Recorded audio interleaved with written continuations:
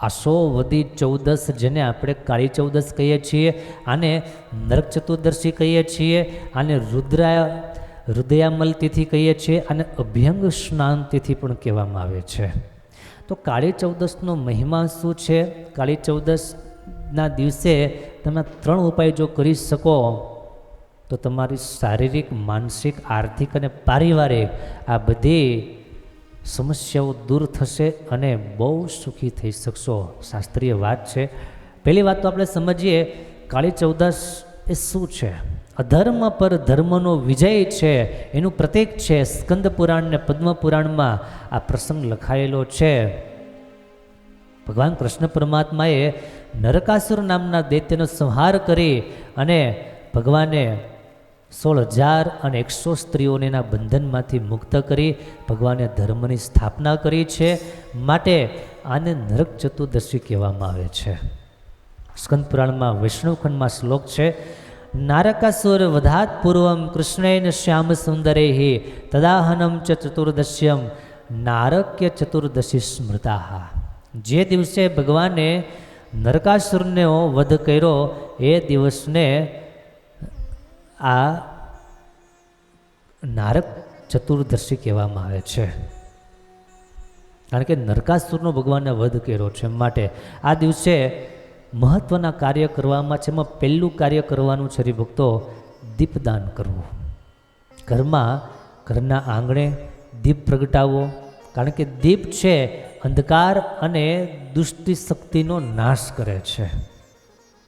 પારસી સમુદાયમાં કાયમને માટે એક અગ્નિ પ્રગટાવવાનો એને ત્યાં રિવાજ છે. અગ્નિ છે એ શક્તિનું સ્વરૂપ છે. પદ્મપુરાણમાં શ્લોક છે, અચેતનાનામ ચેતનાનામ દીપદાનમ વિશેષતઃ કૃતમ યેન ગ્રહે તસ્ય ન કદિત ઉપદ્ર જાયતે. જેના ઘરમાં દીપ પ્રગટે છે એના ઘરમાં કદી દુઃખ, દુર્ભાગ્ય કે અંધકાર રહેવા પામતું નથી. દીપદાનનો બહુ મોટો મહિમા છે. દીપદાનનો અર્થ એ દીપ કોઈને આપવાનો નથી, પણ દીપ પ્રગટાવવાનો છે. આધ્યાત્મિક અર્થ પણ હરિભક્તો બહુ સરસ છે કે આપણા જીવનમાં અજ્ઞાનનું અંધકાર રહી ન જાય એને માટે ખાસ પ્રયાસ કરવાનો છે. તો પહેલું દીપદાન. બીજું, ભગવાનની પૂજા આ નરક ચતુર્દશીના દિવસે કરવાની છે. ભગવાન કૃષ્ણ પરમાત્માએ અધર્મ ઉપર ધર્મનો વિજય પ્રાપ્ત કરેલો છે. માટે ભગવાનની પૂજા કરી ભગવાનને એ પ્રાર્થના કરવાની હોય છે કે પ્રભુ, અમારા જીવનમાં પણ નાનો અમથો પણ ધર્મનો અંશ રહી ગયો હોય તો પ્રભુ એને દૂર કરજો. અમને સન્મતિ આપજો, સદબુદ્ધિ આપજો, જ્ઞાન યોગ આપજો. પ્રભુ, આપનું ગીતાજીમાં વચન છે, હે પાર્થ, જેના પર પ્રસન્ન થાવ છું, દદામી તે બુદ્ધિ યોગમ, તેને બુદ્ધિ યોગ આપું છું. તો ભગવાનનો આપેલો બુદ્ધિ યોગ આપણા જીવનમાં ધર્મનું વિસ્તરણ કરે છે. ત્યારબાદ કાળી ચૌદશના દિવસે હનુમાનજી મહારાજનું પૂજન કરવાનો દિવસ છે. શિક્ષાપત્રીમાં સ્વામિનારાયણ ભગવાને પણ આ વાતને નોટ ડાઉન કરી છે કે આસો વધી ચૌદશને દિવસે અમારા આશ્રિતો છે એમણે શ્રી હનુમાનજી મહારાજની પૂજા કરવી. આવતીકાલે કાળી ચૌદશના દિવસે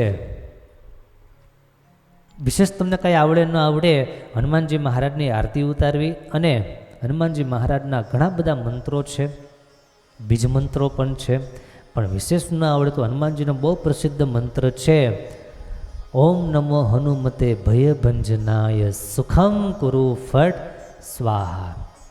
11 વખત કે 21 વખત આ મંત્રનો જાપ કરી લેવો, પાઠ કરી લેવો અને હનુમાનજી મહારાજને પ્રાર્થના કરવી કે તમારામાં જેવું ભગવાનનું દાસત્વપણું છે, જેમ ભગવાનના સેવક થઈ ભગવાનને પ્રસન્ન કરેલા છે, એમ અમે પણ ભગવાનને પ્રસન્ન કરી શકીએ એવી શક્તિ, એવી સામર્થ્ય, એવી બુદ્ધિ અમને આપજો, એવી હનુમાનજી મહારાજના ચરણોમાં પ્રાર્થના થાય. હનુમાનજી મહારાજની સૌથી મોટી પૂજા છે. સુખડી ધરાવવામાં આવે, હનુમાનજી મહારાજને આકડાના પુષ્પ ચડાવવામાં આવે.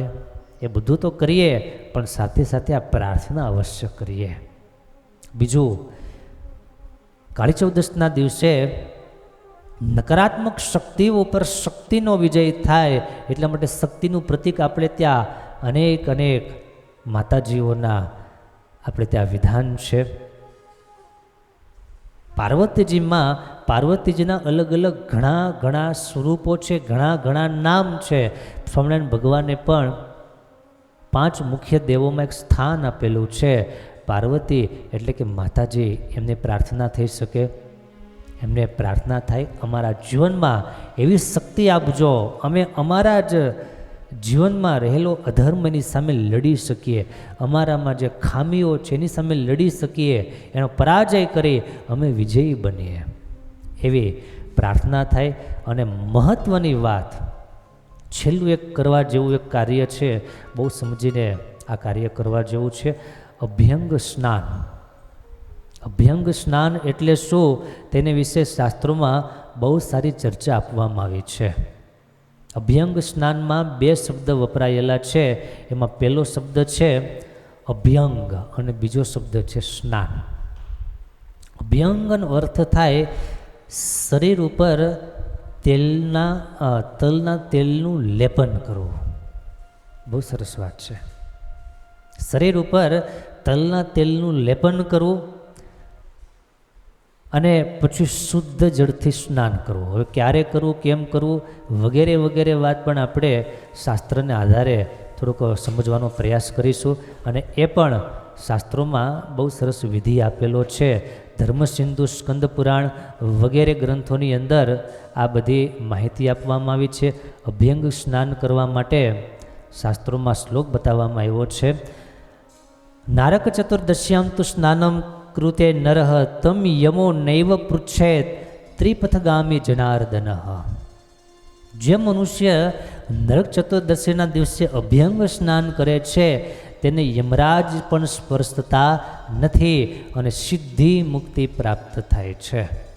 આવું ધર્મસિંધુમાં અને સ્કંદ પુરાણમાં કહેવામાં આવ્યું છે. તો વાલા ભક્તજનો, બહુ નિયમ સાથે અભ્યંગ સ્નાન કરીએ, એની રીતિ સમજીએ. પરંપરાગત જે ચાલે છે, વહેલી સવારે એને કે બ્રાહ્મ મુહૂર્તમાં સૌ પ્રથમ ઉઠવાનું વિધિ છે. વહેલી સવારે ઉઠી અને કે 4-5 વાગ્યાની વચ્ચે ઉઠી અને તલનું તેલ છે એને માથા ઉપર, શરીર ઉપર એને લગાડવાનું છે અને શરીરની અંદર ઉતારવાનું છે. આપણે જેને માલિશ કહીએ છીએ, પણ કયા તેલનું? તલનું તેલ. અને પછી તમારા ઘરે ગંગાજળ જો હોય, તમે ગંગાજીએ સ્નાન કરવા ગયા હોય અથવા તો તમારે ઘર ગંગાજળ પડેલું હોય તો એ ગંગાજળ શરીર પર છંટકાવ કરવાનો છે. શુદ્ધ પાણીથી સ્નાન કરો ત્યારે ગંગાજળ એમાં સાથે મેળવવાનું છે. અને પછી દીપ પ્રગટાવી અને ભગવાનની પૂજા કરવાની છે. અભ્યંગ સ્નાનની આ આખી રીતિ છે, આખી પરંપરા છે. આ ક્રિયાથી માત્ર શરીર શુદ્ધિ નથી, પણ મન અને આત્માની શુદ્ધિ છે.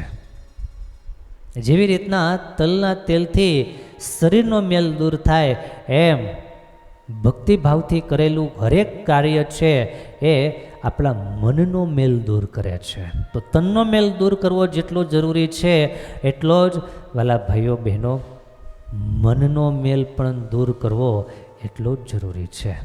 તો કાળી ચૌદશના દિવસે આ મુદ્દાઓ જે આપણે વિસ્તર કર્યો, જે કંઈ વાતો સાંભળી છે એ વાતને માત્ર સાંભળવા પૂરતી નહીં, પરંતુ આ વાતને સમજી અને અંતરમાં ઉતારવાની છે.